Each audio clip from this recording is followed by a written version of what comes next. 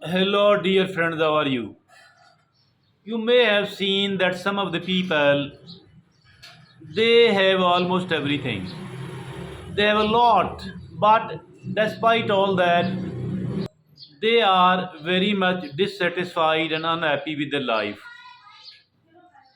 While another some of the people, although they don't possess much, but in spite of all that, they are happy, they are satisfied, they are living a fuller life, and they are actually the lucky people, the successful people, the really successful people.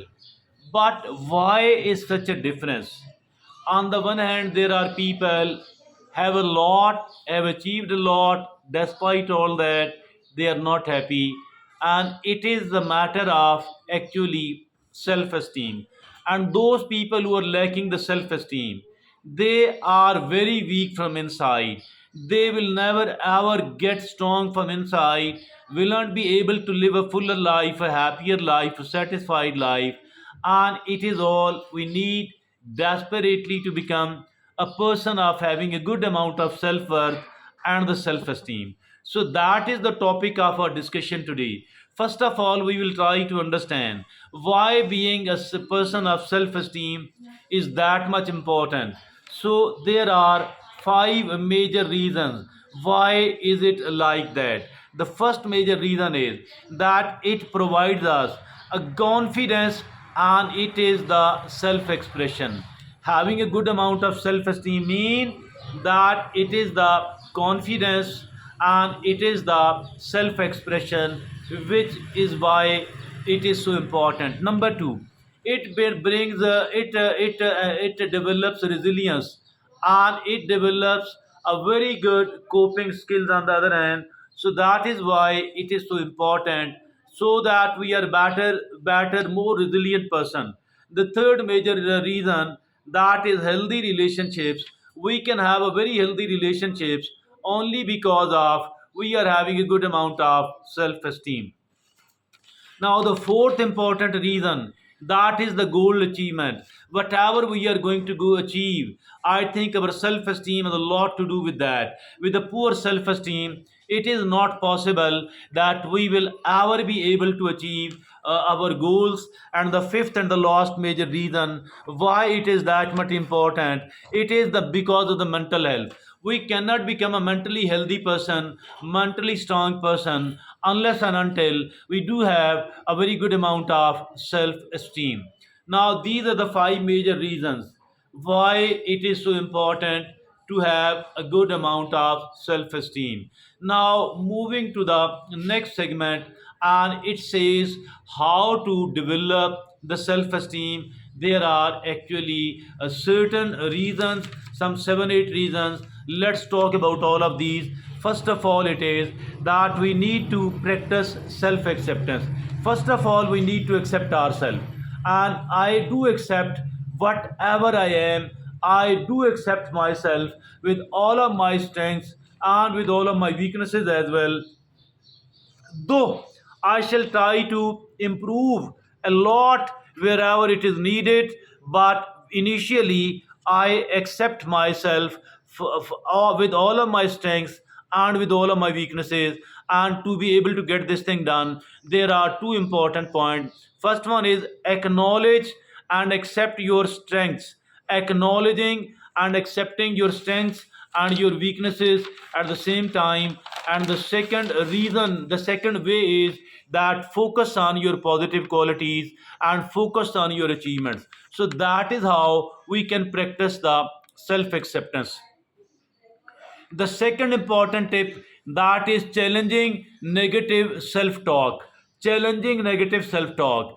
And how can it be done? First of all, it is notice and challenge negative self-statements. What are the negative self-statements? Whatever lowers our self-confidence, whatever tells I am not capable, I can't do that, I am a poor person, I am an ineligible person, all of that, those things, I always fail, all of these are the negative statements. We need to notice, we need to challenge it. Now the second way to do that, it is replacing them with a positive and with the realistic affirmation. Replacing the negative self statements with the positive and with the realistic affirmations. Affirmation is something, whatever is, repeatedly said to us. I think we need to identify, we need to get from here and from there, we need to conceive all those positive affirmations, we need to memorize, and we need to repeat them very often, and preferably with the enough emotional force as well. So that is actually the challenge of challenging the negative self-talk. Now the third way to do that, it is setting realistic goals and achieving them. Setting realistic and clear goals, targets, and achieving them. How can it be done? Setting and achieving realistic goals. How can it be done? Break down large goals into the smaller manageable tasks. Breaking down of larger goals into the smaller, into the manageable tasks. So that is actually setting realistic goals and achieving them. Now the second way, that is celebrate your success and celebrate your progress as well. Celebrating your success on the one hand, and if at all the goal is not yet achieved but you have made a good amount of progress, it should also be celebrated. Now how to do that? Number one, it is that is now the next item is that developing a growth mindset. Develop a growth mindset.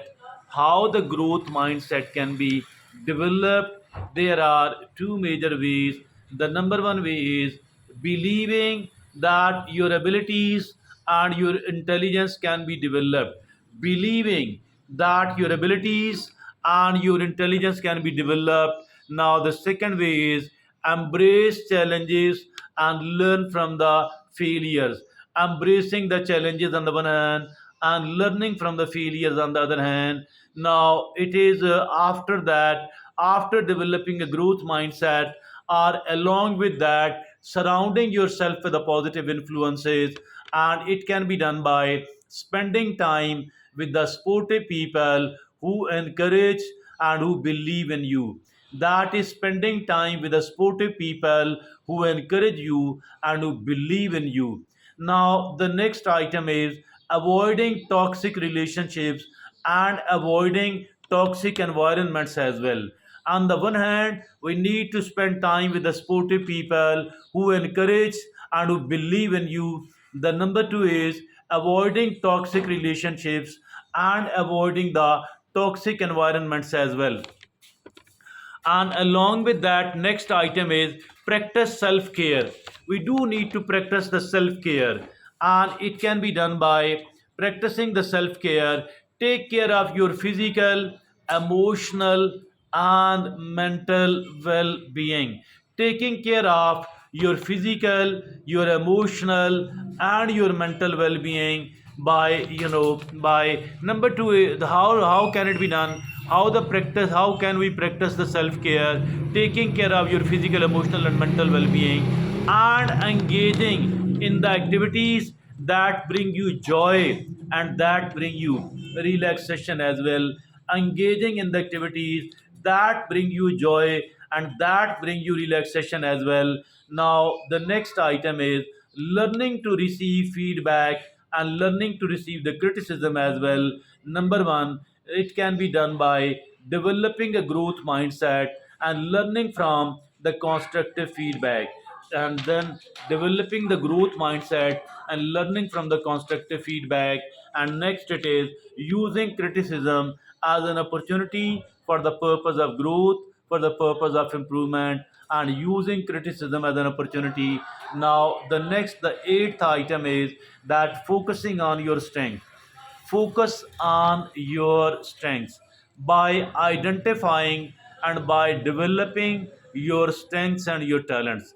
By identifying and by developing your strengths on the one hand, your talents on the other hand. Now the next item, my dear friends, is using them to achieve your goals and pursue your passions as well.